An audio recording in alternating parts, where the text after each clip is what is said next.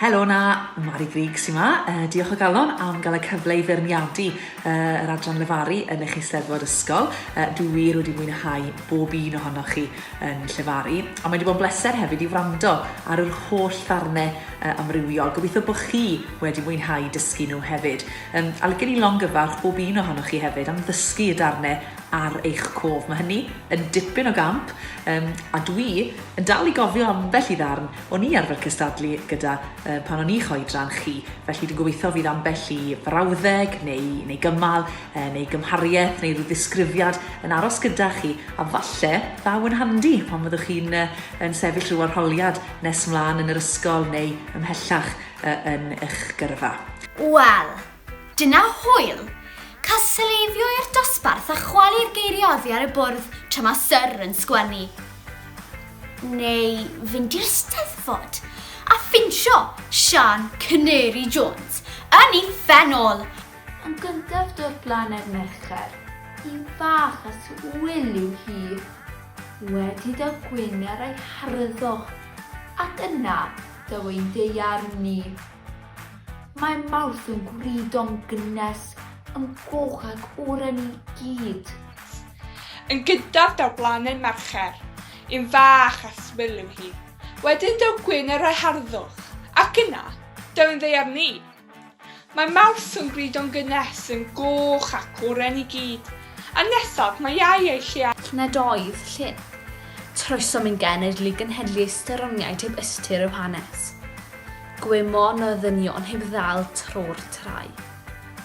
A throesom iaith yr oesau yn iaith yn cywilydd ni. Gad i ni gyfri planedau a'i trefnu i gyd yn un rhes.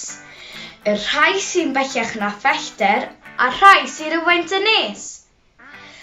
Peth felly yw egni cymwynas, y trydan cudd, ym mhob coron gwlad sy'n o'r ffisig neu'n gwneud neges, sy'n rhawn i sgwrs fel rhosyn a nisgwyl. Mae mawrth yn gwydio'n gynnes, yn goch ac oren i gyd. A nesaf mae iau a lleiadau yn gwmni i'w gilydd o hyd. Yn olaf fan yn rhestr ni heddiw, daw neifio'r a gwyntau nwy, a dyna ni 8 o blanedau. Dim ond 8, mae miliynau mwy. Mae'n gallu neidio dros y gat, a nofio dros y nant. A gollwng i drones o ddiarno heb dynnu i drwsus bant. Gad i ni gyfri'r planedau a'i trefnu i gyd yn un rhes. Y rhai sy'n bellach na phellter, a rhai sy'n rhywfaint yn nes. Weithiau, mae dy sanau'n lif, yn lif socian, a ti ddim teimlo na fydd y draed i fyth yn gynnes eto. Mae mawrth yn gridon gynnes yn goch ac oren i gyd. A nesaf mae iau ei lleiadau gwmni i'w gilydd o hyd.